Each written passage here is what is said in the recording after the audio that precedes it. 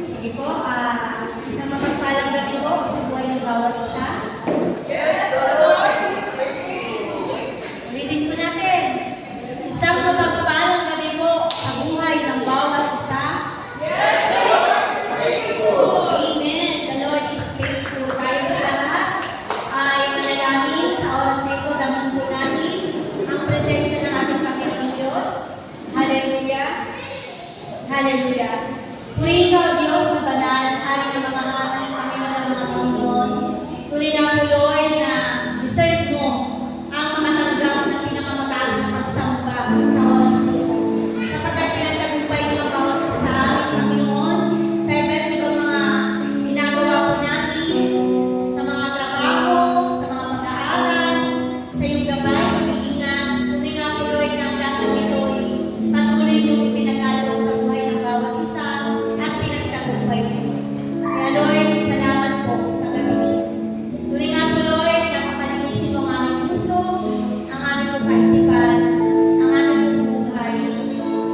Pumasok mo man mo na meron kami mga pagkukulang sa iyo, sa bawat nasasabi po namin, sa aming pong kapwa na hindi mo kalulugod, sa bawat naisip po namin ng mga negatibo, sa bawat sitwasyon na nararanasan, na sobrang bigat na ito yung nagiging dahilan kung bakit kami nagkakasala, Panginoon, matawa. Pakalinisin mo ang sulok ng aming puso upang maramdaman po namin, Panginoon Diyos, ang iyong pangunguna sa aming mga buhay. Yes, Lord, hallelujah. Hallelujah. Salamat po, Panginoon. Salamat sapagkat meron kami, Panginoong Jesus, na makapangyarihan sa lahat, na laging handang magpatawad sa aming mga pagkakasala. Salamat po, Panginoon. Sa oras na ito, Panginoon, ikaw ang maitaas, ikaw ang madakilan. Ang iyong banal na Espiritu Santo na siyang malayang kumilos sa aming kalagitnaan.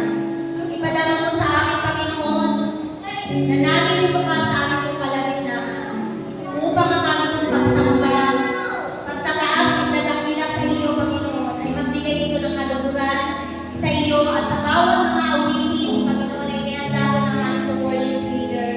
Patuloy, Lord, na pagpalain mo ang kanyang buhay, ngayon din sa buhay ng Pastor Long. Tunay nga po, Lord, na sa bawat mga awitin, isang mensahe nito, Panginoon, na nagpapatunay na ikaw yan, Panginoon, na makapangyarihan sa lahat, na siyang gumagawa at nagiging gabay sa amin. Salamat po sa mga oras na ito, maging sa mga salita mo, Ama. Tunay nga po, Lord, na hindi lang po namin ito basta napakinggan. Tulungan mo kami na ma-absorb po ng aming pong buhay, ng aming pong mga puso, upang mas lumalim, mamunga, Panginoon, at may bahagi po namin ito sa iba. Panginoon Diyos, alam po namin na walang sayang sa bawat paglilingkod na ginagawa po namin, lalo tingin sa mga oras na ito. Tunay na lagi kang may nakaabang na biyaya sa buhay ng bawat isa. Kaya Lord, nagpapasalamat na po kami doon, maging sa bawat mga panalangin, sa buhay pa natin, Juby, patuloy na pagpalain niyo ang lahat ng mga prayer requests, sa bawat mga kapatiran na i-share, Panginoon, ng mga sitwasyon na mga nararanasan, sa bawat kagalakan na nararanasan. Tunay nga po, Lord, na alam po namin na may pagtugon na mula sa iyo, Panginoon, ang lahat ng ito. Kaya Lord, pagpalain niyo ang lahat ng naririto, sa bawat sulok ng iglesia nito, Panginoon Diyos, pagpalain niyo rin. At anumang uri ng gawa ng kaaway sa pangalan ni Jesus, hindi po siya magtatagumpay sapagkat ikaw yung Panginoon na makapangyarihan sa lahat ng aming pong sasambahin, dadakilain sa gabi ito. Patuloy, Lord, na pagpalain niyo rin ang bawat mga kapatiran po namin na wala pa sa oras na ito. Idako niyo sila ng ligtas sa iglesia nito, Panginoon, na may parimay sa kanilang mga buhay, na ito ay gawain niyo, Panginoon. Ito ay para sa iyo, Panginoon. May parimay sa kanilang mga buhay na magbibigay ito sa kanila ng lakas sa bawat espiritual na pamumuhay, Panginoon. Tunay nga po, Lord, na maraming salamat sa oras na ito. Purihin ka, dakilain ka, ang lahat ng ito ay pinagtagumpay mo na, Panginoon, sa natatangang pangalan ni Kristo Jesus. Amen and amen.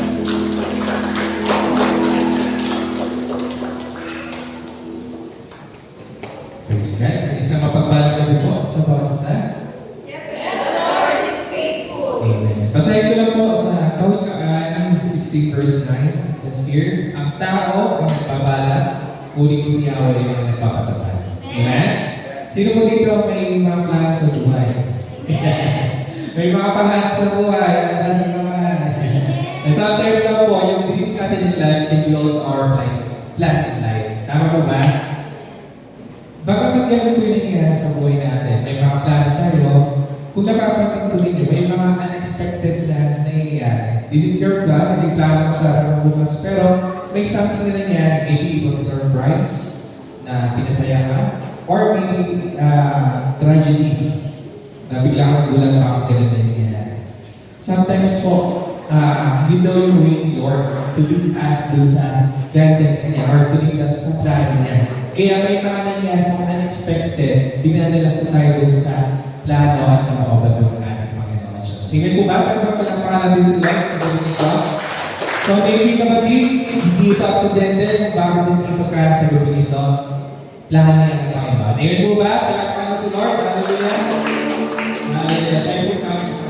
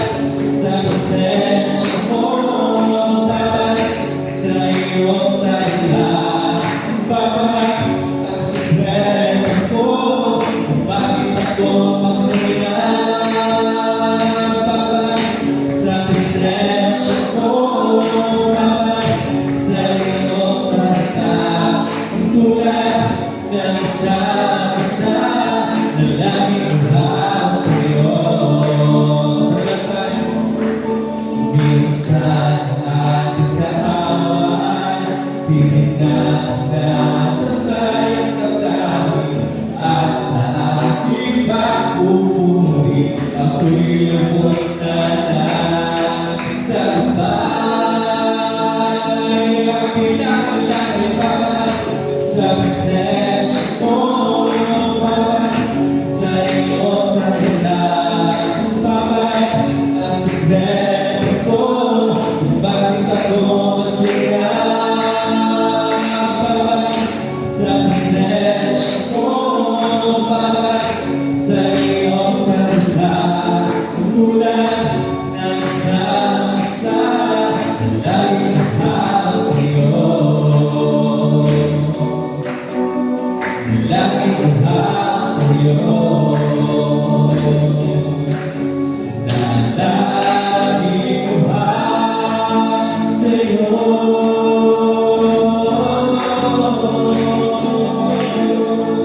Ang kailangan ay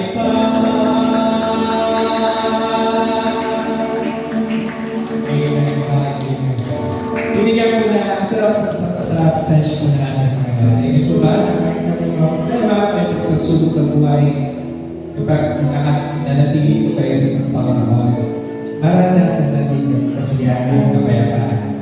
Ito ba? Mabuti ang Diyos. Hallelujah.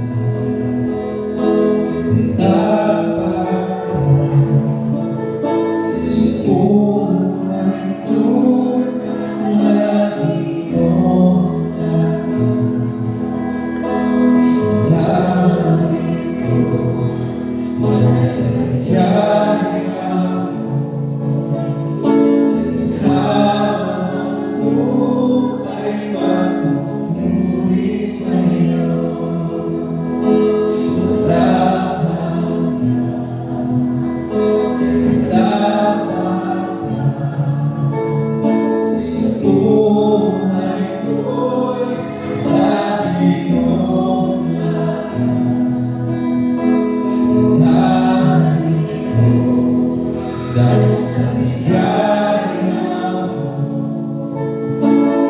habang buhay magpupuri sa'yo. Pupuri ka sa amin, itataas ang aming tinig, itataas sa buhay ko'y laging ikaw, O Diyos. Ilipas ang kalapitan ng iyong kalwalhatian, kadakilaan mo'y di mapapatayan. Nalaman ko lang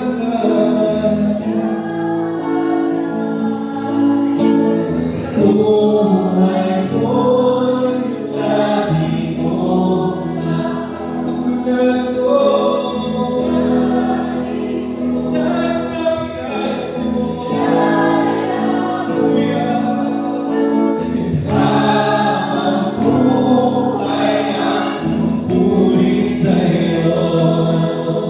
pupuri ka sa amin, itataas ang pagtitingin, itataas sa buhay ko'y laging ikaw, O Diyos.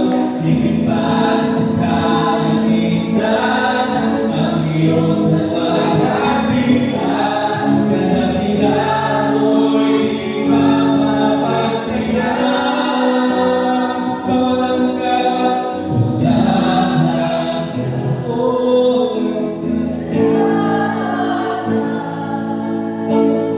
Buhay ko'y lagi mo ginagawa. Nasa biyag mo, habang buhay magpupuri sa'yo. Pupuri ka sa amin, itataas ang aking tingin.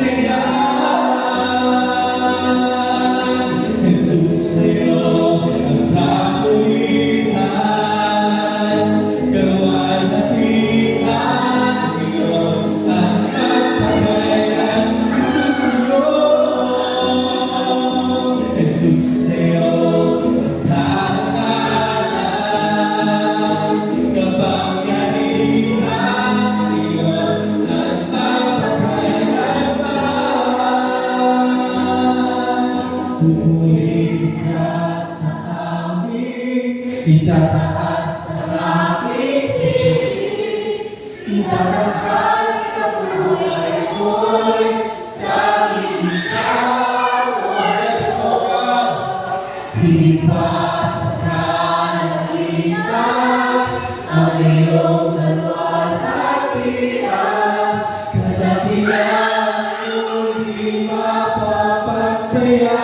Pupurihin ka sa awit, pupurihin ka sa awit, itataas ang aking piling, itatanghal sa buhay ko'y tanging ikaw, O Diyos. Higit pa sa kalangitan, ang iyong kalwalhatian, kadakilaan mo'y di mapapagdaya. Church, madalas ay pupurihin ka. Pupurihin ka sa awit, itataas ang aking piling, itatanghal sa buhay ko'y tanging ikaw, O Diyos. Higit pa sa kalangitan, ang iyong kalwalhatian, kadakilaan mo'y di mapapagdaya.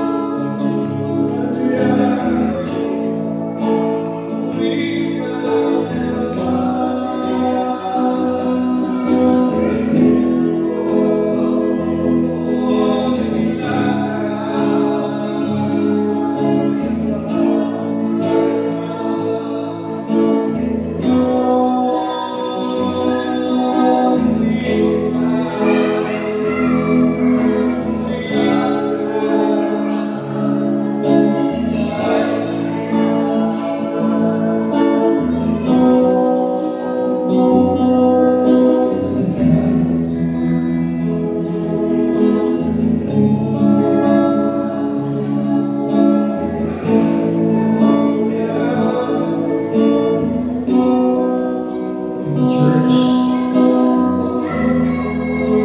purihin mo ang Panginoon, pasalamatan mo siya. Napakabuting Diyos sa buhay niyo. Marami mong pagsubok, pero nandiyan si Lord. Nagugulungan ko niya sa nasa mga niya. Come on, church, praise the Lord. Oh, purihin ka.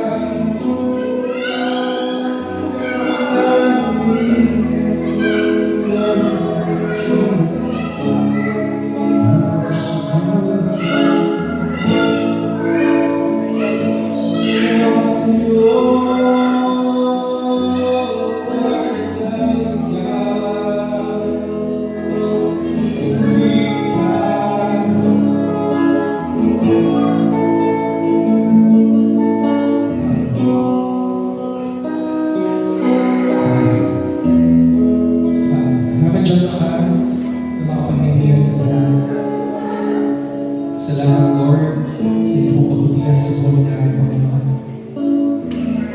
Sa iyong pong pagsama sa bawat araw. Sa iyong pong pagtugon sa aming mga panalangin. Sa iyong pong pagpuno ng aming mga pangangailangan. Salamat, Lord, dahil lagi kang on time sa pagdidig ko, Panginoon, sa pagdidig ko ng manalangin ko ngayon. Nandito kami, Panginoon, sa gabi ito because we really believe, lubos kami naniniwala at nagpusin mo, Panginoon, na ikaw ay Diyos na buhay, na ikaw ang Diyos na lagi namin mapupuntahan. Salamat, Panginoon, bilang naman ang buhay ko lang. Purihin ka sa tenga, luwalhati sa'yo. Hallelujah. Oh, yeah. Purihin ka, luwalhati sa'yo.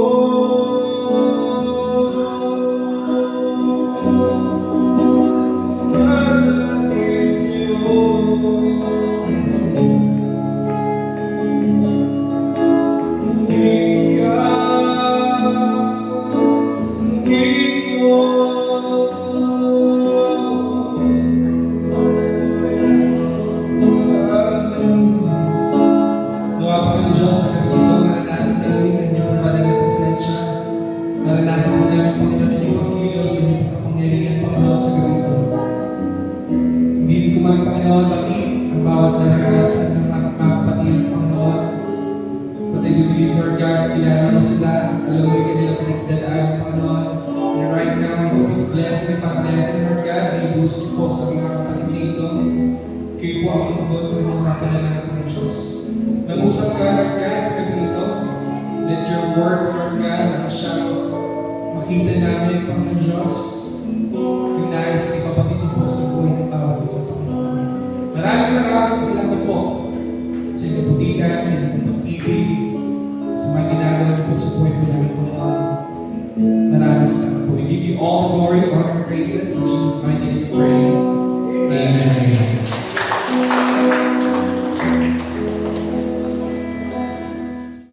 Tunay ka na nakapagputi ng ating Panginoon. Kaya sa gabi po na ito na tayo po ay karakot sa ating pag-aaral ng kanyang po mga banal na salita. At ito po ay matatagpuan po natin sa aklat po ng Santiago. Sa po natin yung ating po mga Biblia sa aklat po ng Santiago.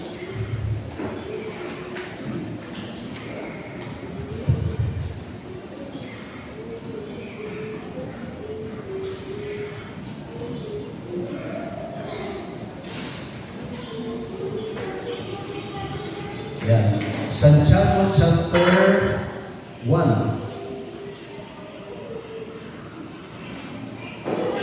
Babasahin po natin siya sa verse 2 hanggang 4. Santiago chapter 1 verse 2 hanggang 4. Pinamagatan po itong sasabi doon, pananampalataya at karunungan. Nandiyan na po kayo? Yan, sige po, sabay-sabay po natin basahin. Sinasabi po doon sa aklat po ng Santiago chapter 1 verse 2 hanggang 4. Ready, go! Mga kapatid, mag-alala kayo kapag kayo'y dumaranas ng iba't ibang uri ng pagsubok. Dapat ninyong malaman na nagiging matatag ang inyong pananampalataya sa pamamagitan ng mga pagsubok. At dapat kayong magpakatatag hanggang wakas upang kayo'y maging ganap at walang pagkukulang. Yan, purihin po yung Panginoon sa kanyang mga banal na salita na ating pong nabasa ngayong gabi po na ito. Ito tayo po ay sumandaling manalangin, magbungi po tayo ng gabay at karunungan sa ating pong dakilang Diyos. Tuloy nga po Panginoon, nagpupuri nagpapasalamat po kami sa inyong mga salita po na ito na aming pong pag-aaralan, pagpupulay-pulayan po Panginoon ngayong gabi po na ito. Buksan niyo po yung aming mga puso, aming pong maisipan po Panginoon. At yung mga salita niyo po na ito ay patuloy Lord, tumingin ito sa aming mga puso at isipan. At magsilbing kalakasan po ito ng aming po mga spiritual na buhay. At patuloy na may bahagi din po namin ito sa aming pong kapwa. Gamitin niyo namin din po ang Panginoon bilang laluyan po Panginoon ng iyong mga banal na salita sa gabi po na ito. Ito po aming samot dalangin sa pangalan ni Jesus. Amen. Yan. Papagat po ng ating pong pagpupulay-mulayan ngayong gabi po na ito, yung embracing trials with joy. Yan. Embracing trials with joy. Na sino nga po ang sinasabi natin na dumadanas ng mga pagsubok ay masaya. Yan, di ba? Taliwas, di po ba? Sinasabi po doon. Subalit, sabi nga, dito po sa aklat po ni Santiago, yan, na tayo po ay hinihikayat na maging yung mga pangyayari mensahe po na ito ng ating pong Panginoon. Ay sabi nga sa kanya po mga salita na ito sa buhat po sa aklat po ni Santiago chapter 1 verse 2 hanggang 4. Ito ay makikita po natin na tayo po ay binibigyan ng isang paghamon o hinahamon po tayo o yung ating pong mga pananaw sa mga pagsubok. Yan, at nagtutulong daw po ito sa atin kung paano tayo tumutugon dito sa mga pagsubok o sa mga suliranin ng ating pong mga nararanasan. Kaya nga po, titignan po natin yung tatlong verse po na yan, sinasabi po dyan sa aklat po ng Santiago. Yan. Ang una po, sabi nga ay yung katotohanan ng mga pagsubok. Yan. Totoo ba yung mga pagsubok natin po mga nararanasan? Totoo po ba yun mga kapatid? Yan. Sabi nga ay bagamat sinasabi na mahirap na ikaw ay dumadaan sa isang pagsubok, subalit ikaw ay nagsasaya, di ba? pangkaraniwan sa atin bilang mga nilikha o bilang mga mananampalataya. Sabi nga, hindi tayo exempted sa mga pagsubok, sa mga problema sa buhay, mga alalahanin. Subalit, sabi nga, hinihikayat po tayo dito ni Santiago na sa kabila nga po ng ating po mga naranasang pagsubok yan, tayo po daw ay makaramdam ng kagalangan sa mga pagsubok po na yun. Kaya nga po sinasabi nga po dyan sa verse 2, yan nagsisimula yung sabi nga ay, mga kapatid, magana kayo kapag kayo'y dumaranas ng iba't ibang uri ng pagsubok. Sabi nga, diba? Iba't ibang uri ng pagsubok. Hindi lang iisa yung mga pagsubok o yung na ating po mga pinagdadaanan. Sabi nga, iba't iba po yung uri po na to, iba't iba yung antas, iba't iba yung level ng mga pagsubok na ating po mga naranasan. Kaya nga po sabi niya, ang pagsubok ay isang hindi may iwasang bahagi po ng ating buhay. Amen po ba yun?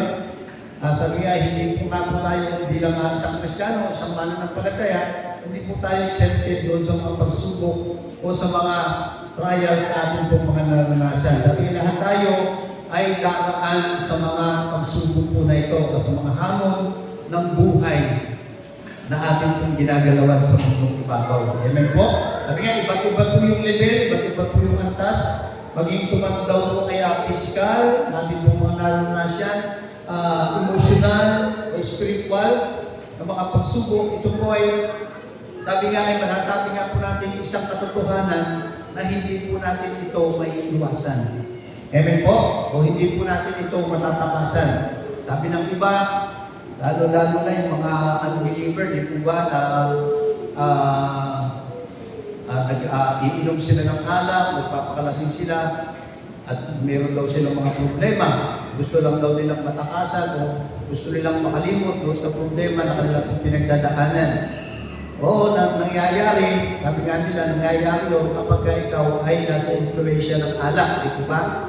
At pagkalipas nun, nakatulog ka, nakalipas yung kinabukasan, nagising ka, nandun na naman yung problema. Di ba? Nandun na naman yung mga pagsubok na kanila din pong naras. Hindi ito nalutas, balik nawala panandalian dahil sa nag-inom. O kaya mayroong mga ibang mga ginawa. Hindi nila nataan na sabi nga yung mga problema po natin, yung pagsubok po natin sa buhay, ito po ay hindi po natin matatakasan.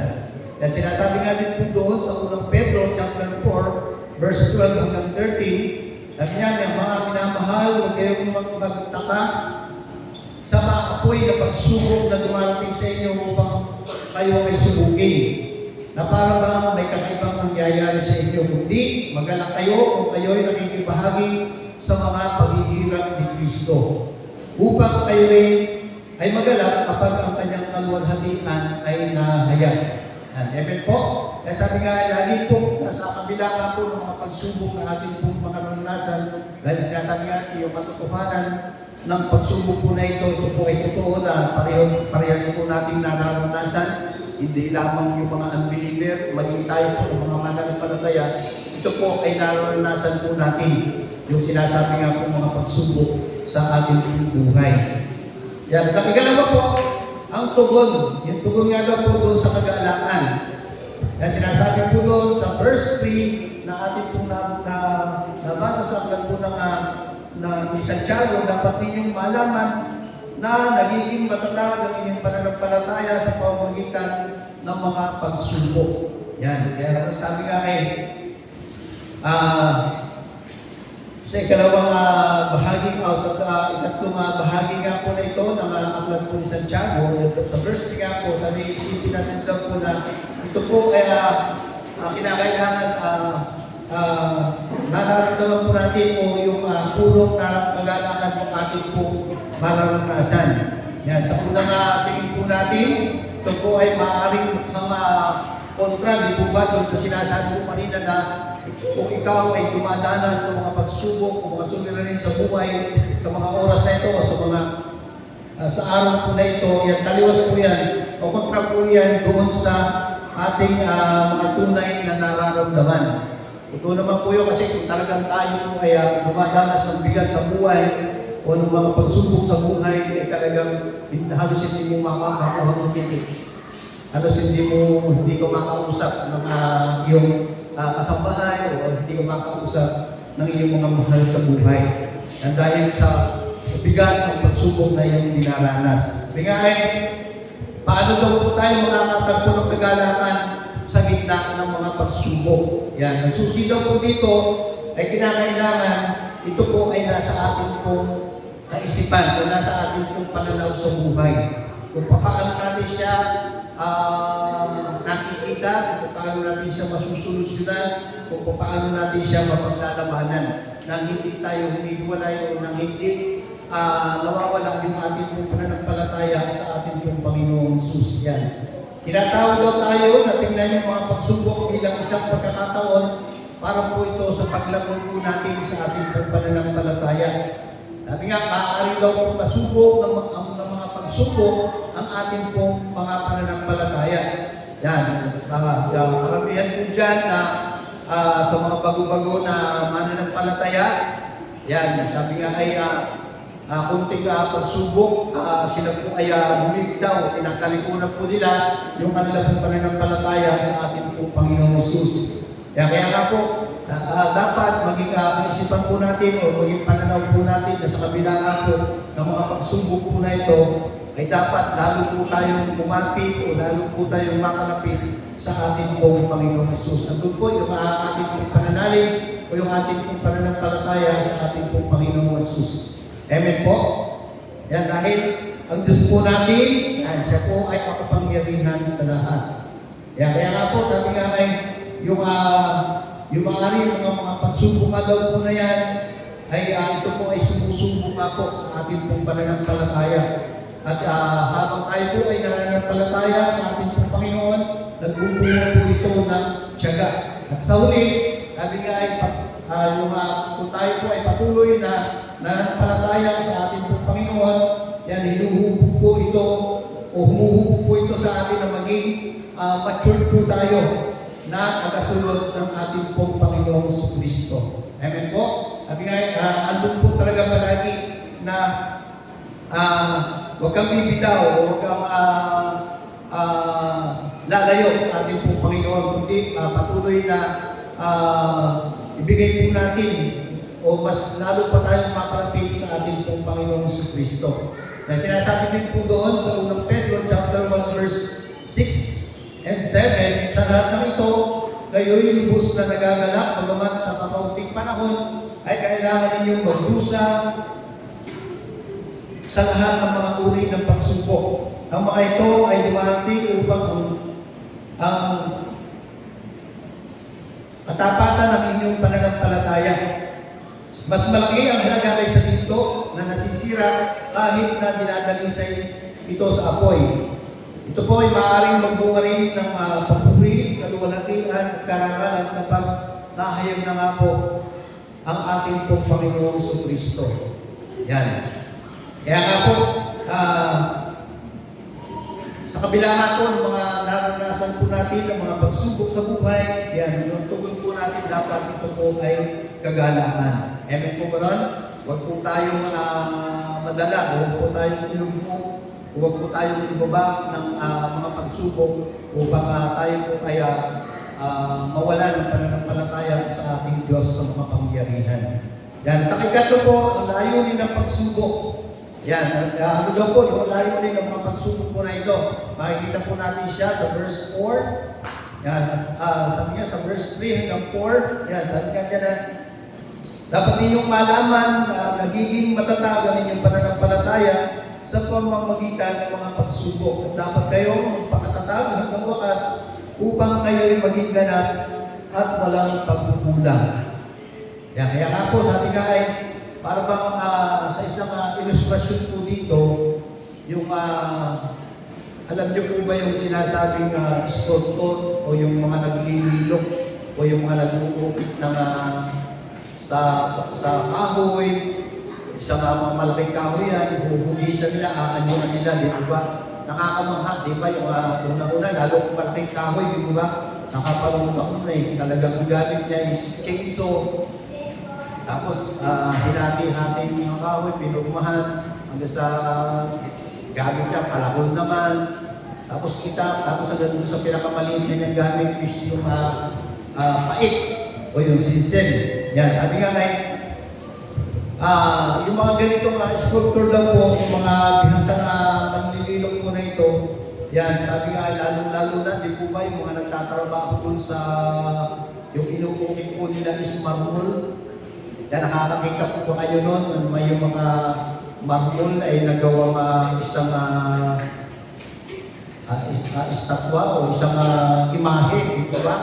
Na nasa pamamagitan nga po ng pag-uukit po nila is talagang nakakakubis po sila ng mga ganong imahe na gusto po nilang gawin. Sabi, sa bawat hampas daw po, sa bawat pagpukpok ng kanila pong ginagamit na pagpukpok, hindi naman po siya talagang martilyo, kundi kahoy na matigas.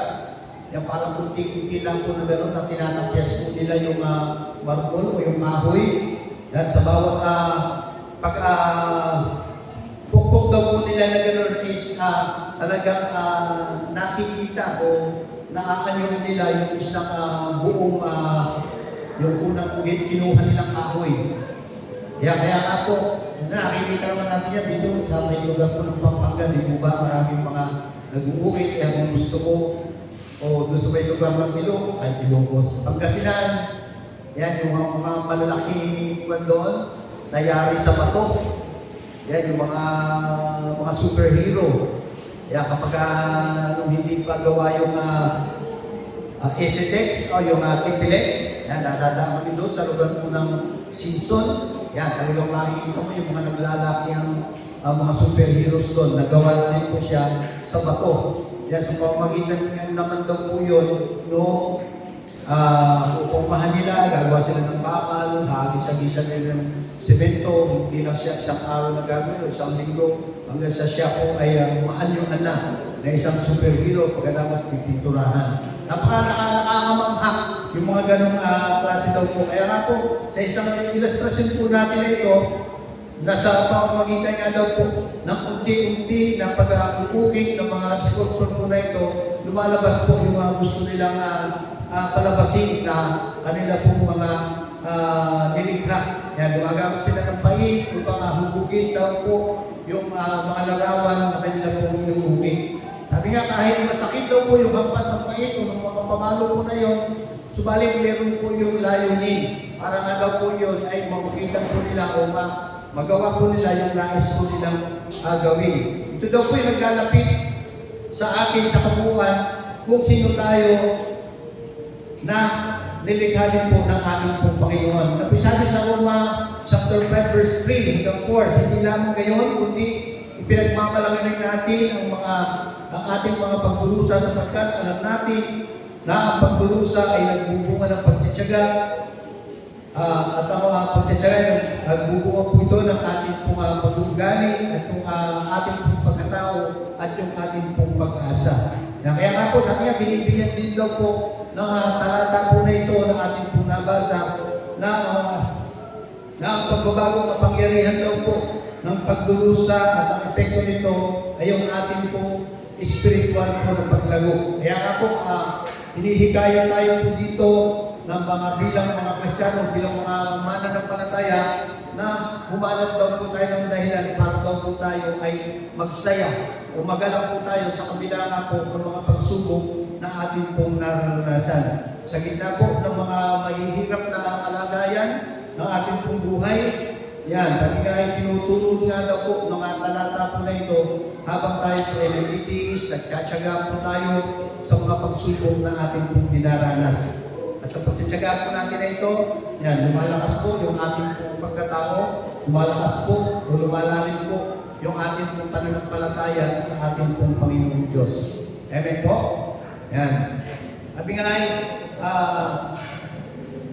ang susi po doon, dapat sa kabila nga po ng mga pagsubok po natin sa buhay, dapat hindi po mawala yung ating pong pagtitiwala, yung ating pong pananampalataya sa ating pong Panginoong Diyos. Yan. At sa gabi nga po na ito, yan, patuloy na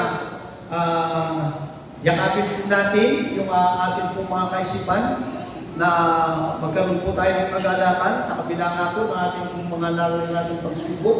Yan, kaya piliin po natin at tignan yung mga pagsubok na yan bilang mga pagkakataon para po tayo po ay mas lalo pang lumago sa halip na ito po, yung pagsubok po ay mga hadlang po para po sa ating pong pananampalataya sa ating pong Panginoong Diyos. Amen po ba naman? Kaya nga po, i-encourage ko po yung bawat isa, hindi naman po tayo accepted sa mga pagsubok, sa mga trials, sa ating pong mga naranasan. Yan, patuloy lang po tayo manampalataya at huwag po mawala ang ating pong pananampalataya sa ating pong Panginoong Diyos. Yan. Purihin po yung Panginoon at magandang gabi po sa ating lahat.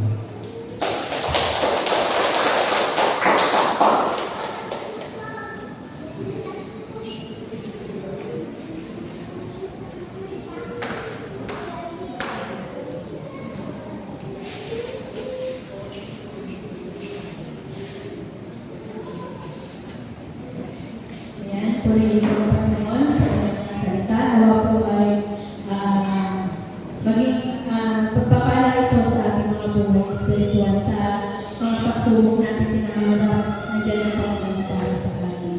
Ayan, sa gabi mo ito, dadakot po tayo sa ating mga panalangin. Ayan. Next ko pong basahin sa inyo ang Efeso 6 verse 18. Sabi po dito, manalangin kayo sa lahat ng pagkakataon na humiling at sumamo na maging handa. Yan. Sumamo yan, sa patnubay ng Espiritu. Yan, lagi kayong maging handa at patuloy kay panalangin ang lahat ng hinilang ng Diyos. Ayan. Sa gabi po ito, yan, patuloy po tayo na maging handa sa ating mga panalangin. Handa po natin ang ating mga puso at patuloy po tayo magtiwala sa Panginoon sa lahat po ng ating mga itutulog sa Kanya sa gabi po ito. Ayan, noong nakaraan po na group po tayo tatlo, ngayon po prayer partner po tayo. Hanap po tayo ng mga ka-prayer partner po natin at hindi po natin naka-partner ng mga nakaraan na panalaginan po natin. Dito.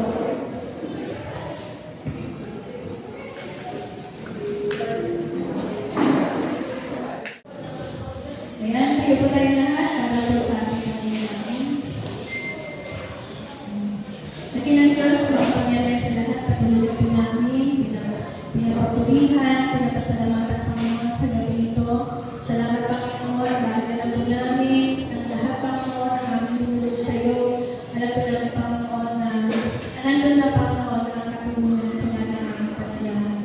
Salamat Panginoon, dahil nakaranas man ang bawat isa sa amin, ng mga iba't ibang sitwasyon, mga pagsubok, mga kabigatan sa buhay.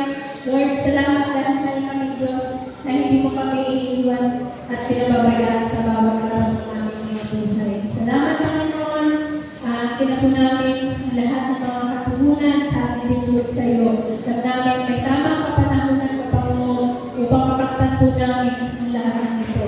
Salamat Panginoon at maging sa mga biyaya at pagpapala na patuloy niyo pong ipinagkakaloob sa buhay ng bawat isa. Kaya naman sa gabi ito, Panginoon, nariyan din, Panginoon, ang aming mga kamay na laging bukas upang maibalik ang nararapat para sa iyo. Salamat, Panginoon, at ng lahat ng mga offering na aming niligong sa gabi ito, patuloy nga po, Panginoon, na pagkabasbasan niyo po ito upang ito po ay patuloy na maging kagamit sa iyong bahay sa bahay. Maraming salamat, Panginoon, sa iyo po ang pinakamataas na pagpuri at pagsamba sa daming pangalan ni Kristo Jesus. Amen.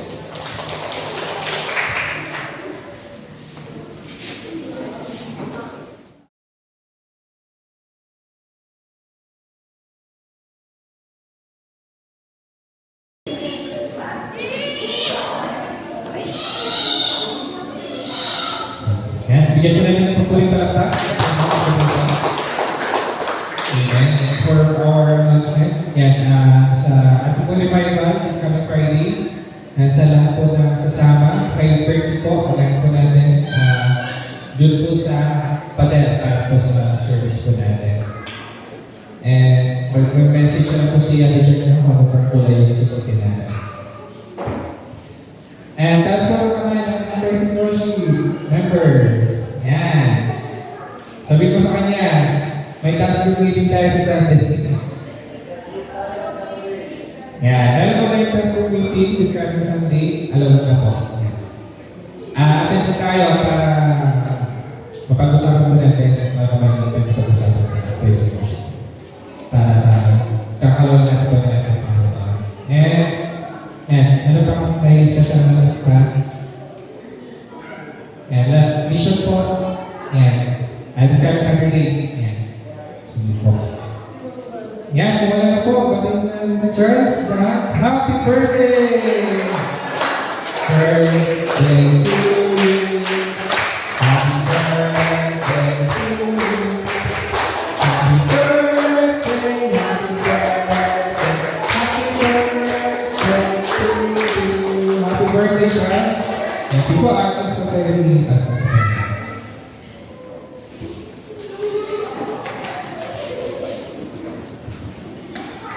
Sige po, tayo po ay manalangin. Ang maraming Diyos na makapangyarihan sa lahat, kami nga po Panginoon, nagpupuri, nagpapasalamat po kami sa tagumpay na aming pong naranasan na gawain po namin ngayong gabi po na ito sa aming pong sama-samang pagpanulanginan po Panginoon, sa kasamang pagpupuri sa iyo po Panginoon. Salamat sa tagumpay po Panginoon na aming pong naranasan. At ikaw po siyang patuloy, lumulubog, sumasama po Panginoon sa aming pong kalagitnaan. Maraming salamat po. Maging sa mga salita niyo po na aming pong narinig, na pakinggan po Panginoon, patuloy Lord, na tumipo ito sa aming mga puso, isipan, at magsilbing kalakasan po ito ng aming pong mga spiritual na buhay. At ang din po na patuloy na kami po ay manangan po Panginoon sa aming pong pananampalataya sa inyo, na hindi po kami may lulugmok, hindi po kami may dadaw po Panginoon ng aming po mga pagsubok na aming po mga naranasan. At bagkos, patuloy na tumaas, mag-mature po kami po Panginoon sa aming po pananampalataya sa inyo. Dahil alam po namin, ikaw ang Diyos na makapangyarihan sa lahat po Panginoon, na ano po na palagi po kami sinasamahan, iniingatan po Panginoon, nililigtas po Panginoon sa lahat ng uwi ng mga pagsubok na aming po mga naranasan sa aming po mga buhay. Salamat po Panginoon, at mag-isa amin po nga pasamantalang pag-iwalay po Panginoon, dalangin po namin kami yung pagsala, pag-iingat po Panginoon, sa kami po ay makarating sa aming po mga tahanan ng ligtas, at nandin po namin yung aming po pamamahal sa buhay na nandun po yung galak sa kanila pong puso. Salamat po Panginoon, mag-isa buhay din po ni Charles po Panginoon. Salamat sa kanya pong pagdiriwang, ang kanya pong kaarawan. Salamat sa panibagong taon na inilagdag po sa kanyang buhay. Nawa po Panginoon, patuloy na pagpalain po yung bata po na ito, at ikaw po sa patuloy na sumawang mag-iingat din po sa kanya, at sa kanya pong pag-aaral po Panginoon, bigyan po siya ng karunungan po Panginoon. Palakasan din po ng kanyang physical na pangatawan, at magamit ka rin po ito po Panginoon sa kanyang pong ginagawang paglilingkod sa inyo po Panginoon. Salamat po Panginoon sa amin po pagsasalusaluhan.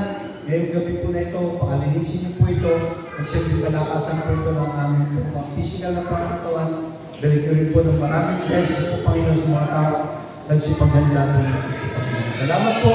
Naway taglayin ng bawat isa, mga biyaya at pagpapala na nanggagaling sa ating Diyos Ama, ang pag-ibig na nanggagaling sa ating Diyos Anak, at ang pagsama ng Santong Espiritu ay patuloy po natin maranasan ngayon at magpakailanman. Amen. God bless you.